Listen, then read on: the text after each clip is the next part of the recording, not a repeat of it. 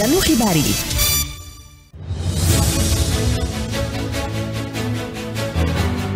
asalaamaaleykum mbokk yi ñu leen nuyu ku nekk turam ak santam di leen ñaanal bëccëgu jàmm ak salaam laata ñuy démarrer émission bi di déwénati Sénégal yëpp di leen ñaanal koor bi ñu génn maanaam fête bi nekk feetu jàmm mu nekkaat départ bu baax pour Sénégalais yëpp jàmm ji bari ci réew mi koom-koom yi génn xaalis bi saawaan baawaan Sénégalais yi di crise économique bi ñu nekk yàlla génn.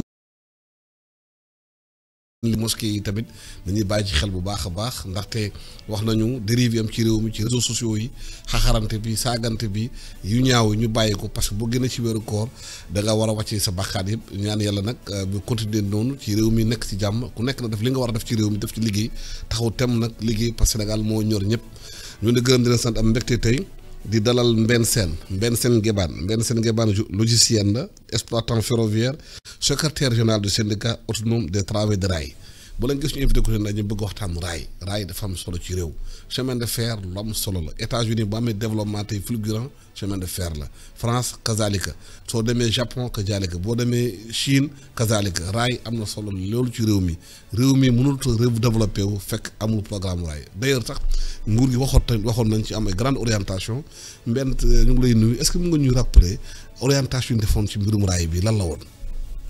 asalaamaaleykum Alsane maa ngi lay nuyu d'abord di la remercier pour cette invitation.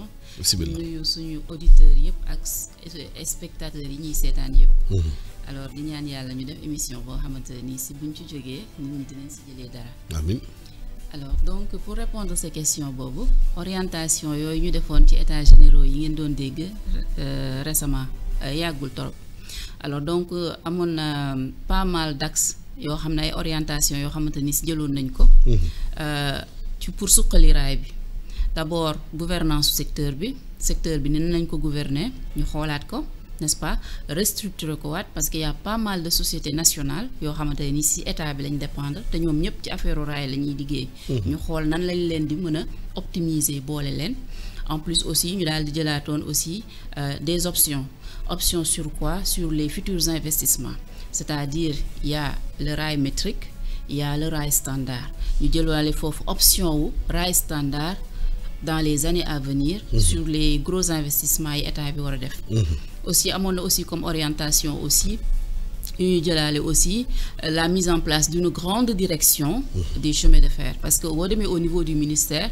même à l'époque le ministre qui était là qu'on salue au passage El Malick il avait fait le constat il avait constaté que on avait une petite direction là-bas alors que la partie aérienne amoon une grande direction routière donc le fait d'avoir une grande direction loolu day tax ñu wane préoccupation bi nga jox secteur bi aussi alors mise en place aussi de ci orientation yi aussi waroon nañ mettre en place aussi benn entité boo xamante nii si comme genre régulateur lay doon à l'heure actuelle il y a pas mal d'opérateurs yu nekk ci réseau bi malgré que réseau bi demeewul noonu mais mu am benn régulateur genre arbitre buy réguler entre ñi fi nekk acteurs yi que ça soit CFS que ça soit les ICS à partir de CEFIX que ça soit GCO que ça soit les grands trains du Sénégal alors donc yooyu mooy axe majeur yi nga xam ne orientation yi nga xam ne keroog bi ñu jógee ci états généraux yi moom lañ jëloon waaw état bi dafa jël orientation rail standard alors que rail métrique bi am na déjà est-ce que war nañu mun a gën a bàyyi xel ci rail métrique bi balaa ñu egg ci standard bi investissement yi mu laaj. waaw loolu moom c'est une question boo xam ne ça mérite vraiment réflexion bu profonde. parce que tey boo xoolee l'exemple du TER ça fait même pas 50 kilomètres on se retrouve avec plus de 1000 et quelques milliards donc loolu soo ko xoolee rek nga ne damay def des projections sur des kilomètres. Est-ce que dinaa si génn avec autant d'investissement dafay laaj nga taxaw nga xool alors donc aujourd'hui l'option métrique bi mooy raay bi nga xam ne moo fi nekkoon depuis colon yeeg yooyu alors c'est quoi la différence en fait différence bi lan la écartement bi on dit métrique ñaari écartement yi presque 1 mètre lay boo ko métré 1 mètre ngay am standard bi mooy bi ñuy wax naan dafa moderne comme TER bi bon presque un peu partout dans le monde maintenant modernité bi oblige. boobu moom la ñuy wax rail standard moom écartement moo gën a yaatu. ça fait presque 1,435 m, quelque chose comme ça. léegi ñu ne boobu xëy na moom mooy gën a performant moom moo lay gën a may plus de capacité. mooy gën a gaaw aussi mooy gën a gaaw ça c'est sûr. maintenant aujourd'hui la question qui se pose aujourd'hui mooy quelle option moom moo méngoog suñu situation. parce que ça c'est important. Au niveau des états généraux on a opté pour le standard ñun ñëpp on a applaudi on a salué. mais standard aussi du ay caaxaan. dafa laaj étude bu sérieuse ak investissement yu bëri. investissement yu bëri. alors aujourd'hui la situation de notre pays c'est quoi? On se lève on nous dit qu'on a un taux d'endettement très élevé. du dëgg ñun ñëpp dégg nañ ko yéeg nañ ko. alors est-ce que aujourd'hui notre état est prêt? Notre état est prêt. mu engagé wu waat sur presque des 2000 milliards. est-ce que à l'instant T mën na nekk? ça c'est une question qu'on peut se poser. mais aussi le métrique qu'est-ce qu'on reproche au métrique? dafa màggat d'accord mais lu màggat nañ koy defaraat. aujourd'hui si on veut réellement régler beaucoup de problèmes sociaux économiques dans ce pays dañu war a mën a defaraat suñu chemin de fer. et moi j'opte pour métrique bi fi nekk. tout ce qu'on lui reproche c'est dafa màggat mais nañ ci investir parce que investir sur un rail métrique bu nga xam ne tracé bee ngi fekk yépp mu ngi fi du benn sax ak standard bu nga xam ne yow étudier goo ko parce que dafa laaj étude. te étude yooyu aussi waruñu ko param-paramee. da jël temps parce que dañ ko war a def sérieusement parce que c'est beaucoup d'argent yu ñu ci war a injecter. aujourd'hui boo xoolee le TER étude bi man du mën naa ne benn côté dañ ko xaw bâclé. parce que buñ ko bâcléwul woon tey jii nii yu bëri dina jëlaale ay jonction yu bëri tey jii amatul boo demee xasee dem ba Surnos ci kaw noonu bu njëkk dañ doon dem biir port Môle 1 Môle 2 foofu yëpp amoon na ay raay mais niñ ko liggéeyee nii yooyu yëpp prévoirul dara ce qui veut dire que ne tey jii nii am na étude boo xamante ni si bu ñu ko defoon dana nekk benn étude futuriste. nga xamante ni si dina dem xalaataale sax port yu ñëwagul alors donc loolu du ay caaxaan. loolu du liggéeyu benn fan ñaari fan.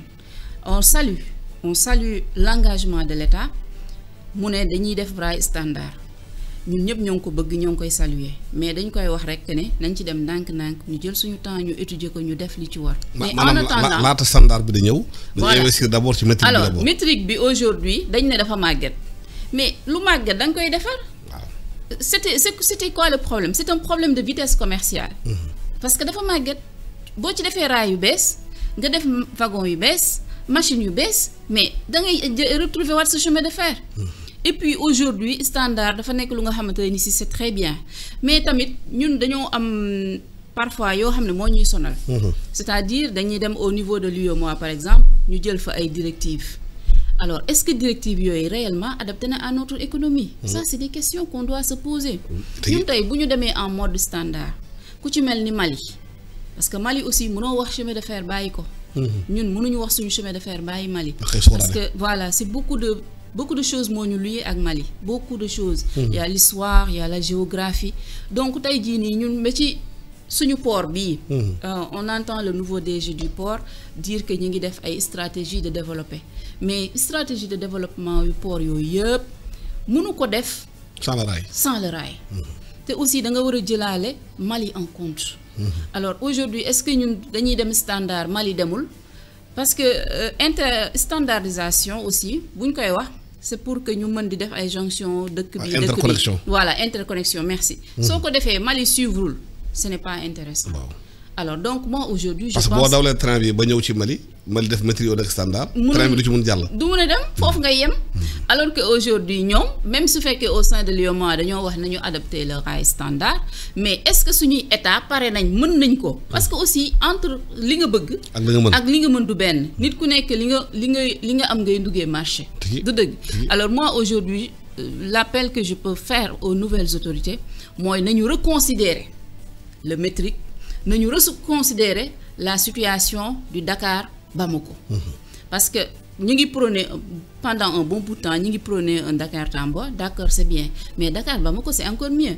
parce que l'expérience nous a montré aujourd'hui que jusqu'en 2016. 2016 voilà bi fi Transrail nekkee woon rail bi màggatoon raay bi màggatoon na wagon yi màggatoon na et pourtant on parvenir lu mu dee nga def benn minimum benn milliard par mois. parce que benn train tey jii nii boo si defee 40 wagons 35 tu es à 1 milliard 500. Tu es à 60 millions. 60 milliards. Parce que loolu c'est important il faut qu'on le dise que les gens le sachent. tey investissement bu ñu defal ci axe boobu noonu. du doon investissement comme genre terre bi comme ñu naan ay rentabilité bi dafa nekk social kese ak yooyu genre yooyu non fii nii da ngay encaisser des recettes parce que soo jëlee les dernières recettes qu'on a eues benn train lu mu dee benn wagon rek bu 30 taxation de 30 tonnes benn 1 million 500 la alors yow boo tey jii nii soo amee benn train rek nga def ci yow par exemple nga def ci benn 30 wala 40 wagons rek mën nga trouver wu à 60 millions et 30 trains ci mois bi tu es à 1 milliard 500. Alors donc investissement boo xam ne dugal nga ko foo xam ne mois bi mën nga am 1 milliard 500 fekk sax performance beeg ay vitesse commerciale ou peut-être 30 laay wax 35 mais imaginez foofu investissement boobu avec le temps da nga koy fay. C'est pour ça que moi je dis aux autorités attention nañu gën a étudier la situation ñu investir sur le métrique ñu investir ci raay bi. ñu xool qu'est-ce que le rail a besoin réellement tey ñu def ko auditam ñu investir ci. waaw mais xam nga am na enjeu yu bëri ci ginnaaw. bu ñu démanteler rail bi ñu bëri dañu dem jënd ay camion di dawal am na lobby nekk ci ginnaaw borom camion yi ñoom rail arrangé wu leen. xam dañuy def transport. effectivement te pression bi day am ci yenn saa si gouvernement bi camionneurs yi yenn saa mën am sax borom camion yi ay leader d'opinion lañu. effectivement ay électorat lañu. effectivement yëpp ay calcul politique di ci dugg. waaw loolu moom dëgg la tey jii nii ñu relancer activité. Fret bi surtout sur l'axe Dakar Bamako dafa laaj état bi def ci volonté ferme parce que crise bi am année yi passé dafa engendrer ne beneen situation mooy que ñu bëri comme vous l'avez dit dañoo dem jënd investir ci ay camions. kon ñooñu tey bu ñu jékki-jékki rek dégg ne waa chemin de fer ñi ngi bëgg a defaraat pour Dakar Bamako. ñoom ñëpp ils vont faire de leur lu ñu mën pour que loolu du jógaat. mais moo tax foofu il va falloir que état. jóg si pourquoi parce que camions yi c'est bien beau c'est des privés mais kii impactam c'est national. Il y a la partie sociale il y a la partie économique aujourd'hui tey boo amee raay bu baax buy dem ba Bamako mais xoolal région yi ñun rek waxuma sax Bamako mais ñun fii ba Kidira xoolal toutes les régions yi mu desservir tout ce qu'on peut faire suñu économie locale alors que camion bi day jël benn conteneur am dem Mali alors que bii c'est différent tu as un rail tu passes par Kaolack tu passes par Guinguinéo Tamba xoolal potentialité yooyu yëpp on a nos producteurs. bu ñu produire ñu mën au moins évacuer alors loolu du route moo la koy jox. En plus on se plaint des accidents de la route. Alors donc c'est tous ces facteurs là. qui font que aujourd'hui état moom mooy am volonté jóg xool obstacle yëpp mu teg leen parce que bu ñu toppee les intérêts privés de ñenn ñi du ñu dem parce que ñooñu ñu ngi xool seen investissement du ñu dem mais aujourd'hui état rek. moom mu mën a am volonté mais tamit day fekk état boobu déglu ñu gis ñun li ñu koy wax tey aujourd'hui la situation du Mali ñëpp xam nañ ko.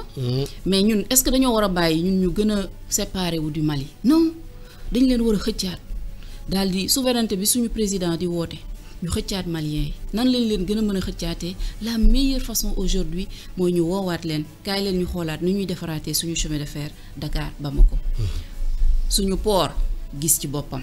suñu économie gis ci boppam Mali itam da ciy gis ci boppam et puis ça va nous permettre en plus de tout cela de ñu raffermir suñu relation avec les Maliens. Alors donc axe boobu noonu jëm ba Bamako daf ñuy permettre ñu daal di régler waale suñuy problème parce que aujourd'hui la vision futuriste c'est de faire de Tamba benn hub parce que on a dañu gis ne à partir de Tamba on peut faire des lignes ferroviaires. dafay port sec. Voilà d'ailleurs sax port segu Tamba bi boo demee site ba mën nga fa ñu délimiter ko ba pare 50 hectares. boobu moom mën nga fa ba pare tey état. maanaam conteneur yi bu ñu ko duyee ci train bi da ko yóbbu directement Tamba. day wàcce ko foofu Mali mën nañ ko jël yóbbu ko. Voilà aujourd'hui le projet c'était ça c'était de dire que voilà dañuy def benn port sec à Tamba. marchandise bu mënti ñëw port surtout yi nga xam ne ils sont destinés à Bamako. dootuñu duggati biir Sénégal. train bi yóbbu ko directement bu ñu ñëwee rek ñoom dañuy yem Tamba. da nga wàññi accident yi. da nga wàññi problème tali bi loolu état moo ko mënoon ak port. donc projet boobu noonu ñoom foofu lañ ko bàyyi site beeg yëpp délimité woon nañ ko ba pare. tey jii nii que les camions maliens n'acceptent pas biir ñëw Sénégal loolu du problème. C'est que état dafay mettre les moyens. Alors donc Tambacounda je disais tout à l'heure que dafa nekk ëpp bu nga xamante ne nii si zone boobu noonu à partir de Tamba facilement nga mën a am ay lignes ferroviaires yu bees. Parce que nag il faut reconnaître que depuis colon yi ba tey defuñu fi tracé yu bees. Comme ay tracé yu bees nii Sénégal. ci raay bi. xanaa peut-être bii jëm jam ñaajo ak AIBD. ci la moo tax xalaatuñu aussi raay bi jógee Dakar dem Thiès dem Saint-Louis dem Tivaouane ba Ndar jóge Ndar jaar Podor jaar Matam jaar Bakel dem ba Kolda ba Tambacounda. waaw xam nga loolu moom mooy maillage national bi ñuy wax. waaw théoriser nañ ko bind nañ ko mais tamit yombul noonu mais dafa laajaat yeneen étude tey par exemple dafa am yoo xam ne à l'heure actuelle soo ko étudier mën nga ne lii rentable na. comme mën nga ne lii rentable. qu'on se dise la vérité. tey jii nii amul ligne bu jógee train bu jógee Thiès. di ñëw Dakar wala jógee Dakar di dem Thiès. le matin le soir ligne boobu man gisuma ligne boo xam ne mooy gën ci benn ligne ferroviaire bu ñu mënti def parce que problème yi ñu am ñi yëpp ay problème logement yu cher ak Dakar dafa xat ak les gens suñu génnee Thiès mu leer na leen ne à 7h30 bu ñu jógee Thiès 8h ñu ngi Dakar mais vous allez voir que ñun ñëpp dañuy génn au-delà nit ñi dañuy génn Thiès merci dañuy génn Thiès génn dans les alentours de Thiès tey man sama sentiment personnel mooy que ne raay buy dem AIBD raay buy dem Thiès moo ko gën waaw parce que buy dem Thiès moo ko gën du benn sax parce que AIBD c'est bien mais ñiy wàcc aéroport yëpp est-ce que ñëpp Dakar lañ jëm parce que dina décongestionner voilà. un peu Dakar. bien sûr dina jouer ci location bi à Dakar dina jouer ci la vie chère à Dakar. ki nga xamante ne 200 000 francs ngay fayagu mu ngaa dem Thiès bu fa benn kër ubbi benn néeg ba yow xëy. kooku dafa nekk urgence Alsane un train bu war a jógee Thiès di xëy si Dakar matin soir dafa war a nekk urgence. alors léegi nag pour les autres axes am na axes yoo xamante ne nii. mais train boobu boo ko bëggee def da nga am jafe-jafe parce que ñi defar autoroute bi. ñoom train bi arrangé wu leen. loolu mooy li ma la wax sànq rek tey jii nii chaque fois qu'on cherche à défendre les intérêts privés duñu ci génn état mooy ñëw xool li gën ci askan bi mu teg ko parce que tey jii nii autoroute à péage bi bu amee train bu dem Thiès effectivement concurrence lay doon ci moom. concurrence bu metti mais tamit entre benn train bu la mën a indil des milliers de passagers ak ay oto yu jaar ci autoroute du benn. mais est-ce que xool contrat bi état bi signé ak ñooñu. alors est-ce que ci biir contrat bi amul benn diir bi nga xamante ne waruñu def dara lu dul autoroute bi. non je ne pense pas à ce niveau je ne pense pas. non côté boobu je ne pense pas. peut-être que ñoom dinañ défendre bés bu ñu yéegoon loolu dinañ jéem a défendre seen intérêt. mais ça je ne pense pas. alors maintenant concernant aujourd'hui les autres lignes Dakar Saint-Louis. alors tey jii nii boo defee Dakar Saint-Louis soo ko mënul def en bon TGV. bàyyil parce que doo ci génn. gis nga autoroute bi ñu nekk di defar Dakar Saint-Louis. Dakar Saint-Louis on va passer presque de 300 kilomètres à moins de 200 kilomètres. kooku tey boo fa bëggee investir benn raay bu dem Saint-Louis il va falloir que nga def fa vraiment une vitesse. benn TGV sinon voilà parce que déjà pour aller à Saint-Louis la demande est l'offre est diversifiée. on a des bus on a des petits véhicules donc xam nga booy def. chemin de fer étude boobu fa la kii bi nekk de fa la GTA bi nag gaz bi ak pétrole fa la nekk. waaw d'accord ñu bëri dañu bëgg tabax Saint-Louis dëgg foofu nekk ci wetu. waaw d'accord mais il faut d'abord étudier. gaz boobu noonu. ba xam dañ koy dugalaat dañ koy dugalaat ci circuit bi. ba xam day jaaraat donc ça c'est des paramètres. dafa am ligne yoo xamante ne nii si balaa nga cee defaat des milliards. da ngay def tuuti nga daal koy étudier. d'accord mais Dakar Thiès aujourd'hui man je me dis que les yeux fermés on peut y aller c'est la même chose que Dakar Tamba. Dakar Tamba les yeux fermés on peut y aller parce que c'est des axes yoo xamante ne nii si au-delà de ay waxuma la ay marchandises mais da ngay permettre nga nit ñi dundalaat gox yi parce que état tam dafa soxla ay goxam di dund.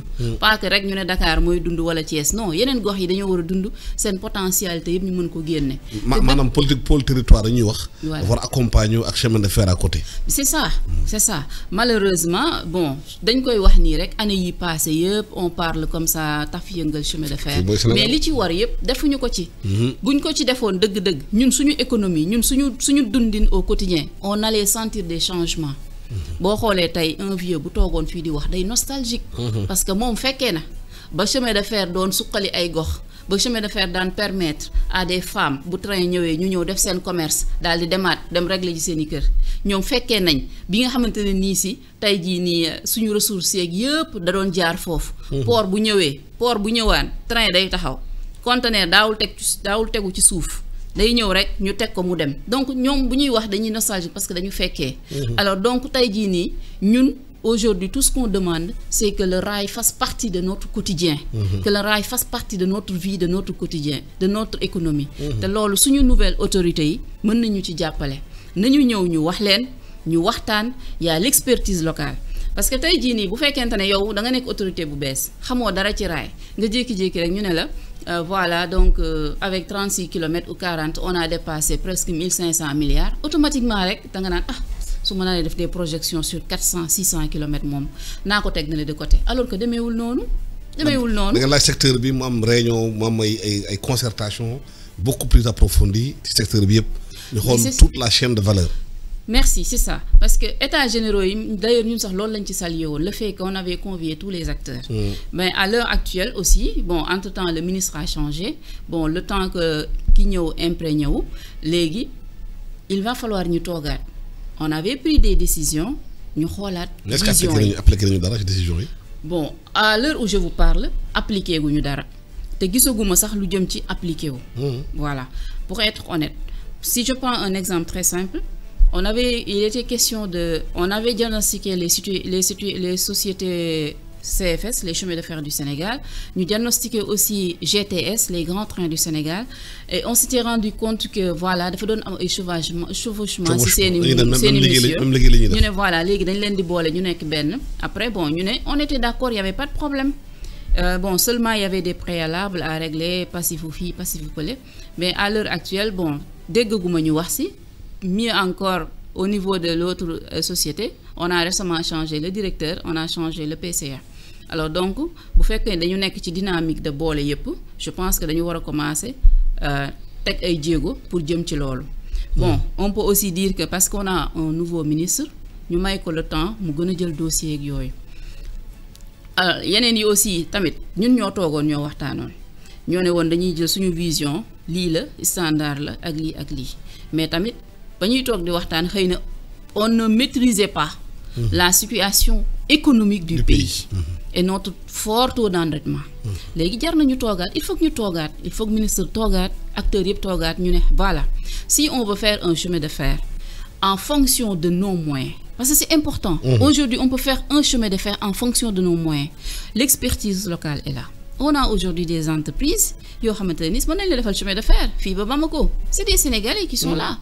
C'est des Sénégalais qui sont là donc ñu xool partenariat public privé bi nan lañ ko mën a suqalee en plus aussi ñun dañu am patrimoine boo xamante ne ni si tey jii nii am na nu état di jàppale entreprise bi mën nga ko parce que patrimoine bi aussi bu fekkee nekkul sa tur doo ci mën def lu bëri. bu état jàppalee la société parce que chemin de fer patrimoine macha allah. mais est-ce que mu état mu lance emprunt obligataire pour tous les Sénégalais ñu bëgg dugg ci raay bi. investir pourquoi pas dugg société bourse. mais pourquoi pas loolu yëpp waxtaan bu ñu waxtaanee parce que aujourd'hui dañoo war a toog di xalaat ñun à l'interne nous les Sénégalais lambda. Qu'est-ce qu'on peut faire?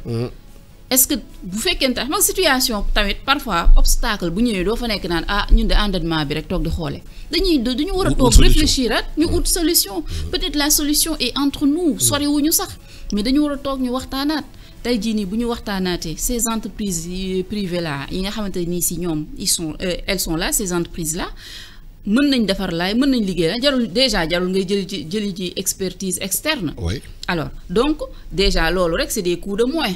léegi ñu xool ñu waxtaan ñu xool les modes de financement tout c'est bel et bien possible.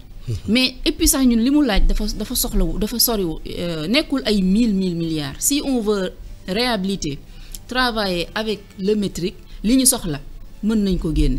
tey jii nii raay bi lu mu soxla ñu defar ko on a daaw investir nañ fi presque une vingtaine de milliards ci raay bi. donc kay fu loolu loo ca yokkaat tey nga dem. jënd sa machine yu bees sa locomotive yu bees ak sa quelques wagons yu bees. après nga commencé. raay aussi dafa am ñaari pàcc dafa am pàcc fret. am pàcc aussi maanaam transporter des voyageurs. raay bi voyageurs yi dañu yaakaar nañu xëy day gën a raffermir l'unité nationale. maanaam élèves yi di nekk Dakar mun nañu yeewu. bëgg a dem Tambacounda. jël raay bi dem ñëwaat les vieux nostalgiques. mun nañu jël raay bi dugg ci wagon yi. def tour du Sénégal xam Sénégal. Ça, c'est important. Moi, par exemple, sur l'axe Dakar-Saint-Louis, la dernière fois que le ben train jaar, ça fait plus de 25 ans. Alors, donc, imagine, xalé bu juddu woon léegi mag la musul gis raay bu jógee fii dem Louga dem Saint-Louis. Alors, donc, c'est important. Même colonie de vacances. Voilà, gis nga li muy def ci cohésion sociale. dafa rëy. J'en profite pour parler d'un ambitieux programme des grands trains du Sénégal, GTS. ñoom temps yee passé dañoo xalaatoon que ne bon entre Touba Ndullo ba Mbacké war nañ fa mën a def ay rotation parce que ñoom actuellement am nañ vague seeni matériel a ngi fi seeni machine seeni train dañuy xool que ne à Touba presque école yu bari Mbacké lañ nekk le matin dafay am benn vague buy jógee Touba di dem voilà jógee Touba benn mouvement de masse di dem Mbacké le même soir le soir aussi ñu ne mais pourquoi pas des rotations sur cette zone-là. Et ça c'est très ambitieux comme programme et il ne demande aujourd'hui que l'appui de l'État parce que c'est des gens qui sont très expérimentés les agents des grands trains du Sénégal. maanaam ñu jël xale yi bu ñu dem école yóbbu leen. c'est ça voilà axe boobu parce que tey jii nii bu fekkente ne dangaa war a am rek chaque fois train boo dee jógee Dakar pour dem feneen doo dem. tey rien ne s'oppose à ce que nga am benn train boo xam ne dafay yem entre Touba Mbacké di def ay rotation xam nga jàppale population boobu parce que entre Touba et Mbacké il faut savoir que non seulement c'est une population c'est une forte population ñoo fa nekk n'est-ce pas une forte aussi société de consommation ñoo fa nekk. c'est l'une des villes les plus peuplées au Sénégal. Merci alors donc axe boobu noonu tey jii nii. Souvent les gens n'en parlent pas muy le fret intérieur. Combien de conteneurs tey ñooy dem ci zone boobu noonu. Et pourtant on a un rail boo xam ne mën na fa dem. Donc day juste que ne il va falloir que ñu investir ci daal di leen jàppale pour marché boobu noonu ñu jël ko. Donc il y a tellement de choses qu'on peut faire aujourd'hui ak li fi nekk avec l'existant. Mais il va falloir juste des investissements mais aussi que autorités yi xam ne on peut. mën nañ dem ak li fi nekk war a nekk bañ a nekk di xaar standard. te standard bi ñu def ko étude bu sérieuse minutieuse ba xamante ni si doo ci juum. entre-temps ñu investir ci métrique bi. voilà c'est ça qu'on prône aujourd'hui moi c'est ce que je prône que ne métrique bi tout ce qu'on lui reproche dafa màgget. D'accord c'est ça. mais léegi lu màgget da nga koy defaraat. na nga ko xoolaat waaw. na nga ko xoolaat avec des investissements. Sur les locomotives, sur le rail, sur les wagons.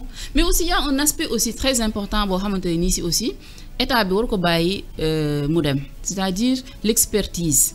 Au niveau des chemins de fer aujourd'hui, da ngay am des métiers yu extraordinaires yoo xamante ne nii si c'est du métier yooyu dégg chaque jour par exemple une locomotive benn bopp saxaar mën nga fa fekk presque ay 5 spécialités ñi nga xamante ne nii si mécanique électrique ñi ay bogistes lañ donc yooyu ay métiers yoo xamante ne nii si état dafa war tey def très attention pour ne pas les perdre. balaa ñuy dem seen yoon feneen. non dafa war a def très attention parce que expertise boobu noonu soo ko teewulee.